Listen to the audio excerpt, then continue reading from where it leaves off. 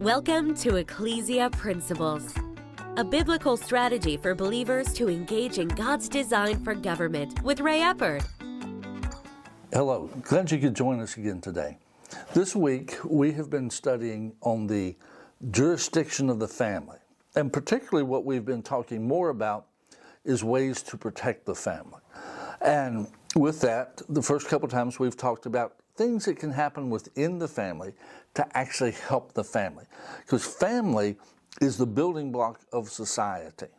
And the family is really to instill good self-government in the children.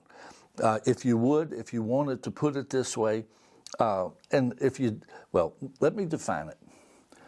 The number one priority of family is to instill good self-government in their children. Now, with that, it's to teach them about God. Good self-government begins with obedience to God. That's where it starts. But there's other things that come in and they're a part of good self-government. And that's really what's supposed to happen there.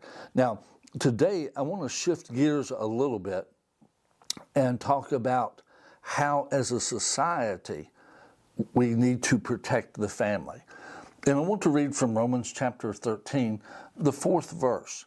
Now, there's a whole lot about Romans 13 that, in my opinion, is messed up in how people teach it. I don't have time to get into it now, but Romans 13 is not a passage that basically teaches us that we have to do whatever the government says. And I know people have taught that, and I had somebody ask me one time about that. Well, doesn't Romans 13:1 tell us we've got to obey? I said, let me ask you a question. Do you realize the man that wrote Romans 13 spent a whole lot of time in jail?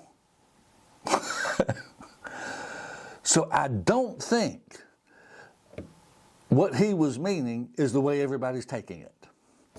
And he was inspired by God. But with this, verse 4 says, talking about governmental officers, and he says, for he is God's minister to you for good. See, that's God's intent. Now, not all of them obey God, and not all of them do what's good for us. But God's design is for them to be good for the people, to be good for the society, to be good for the community. And he says, but if you do evil, be afraid, for he does not bear the sword in vain.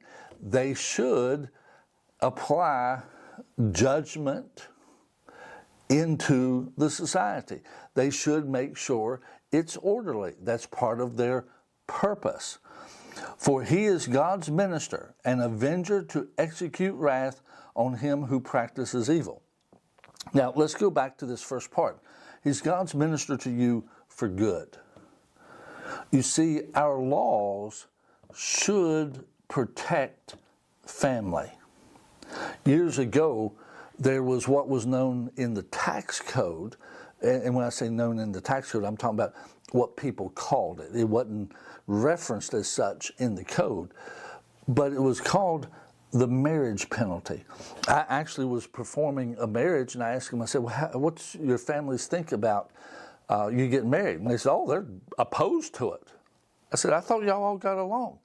Oh, yes. But getting married is going to cost us $3,000 in taxes that if we just lived together, we wouldn't have to pay. You see, that marriage penalty helped break down our homes, because even though they decided to get married, others would choose not to follow that path. It provided an incentive to not have nuclear families, which is basically a biological family. It discouraged that through a tax incentive, if you would, that goes to destroy the family. God bless you. Join us again tomorrow. You've been listening to Ecclesia Principles with Ray Eppard. Follow us on YouTube and Facebook on our Ray Eppard pages. This program was brought to you by Victory Worship Center and World Outreach. Services Sunday 9 o'clock and 11 o'clock, 200 Hammond Lane, Stanton, Virginia.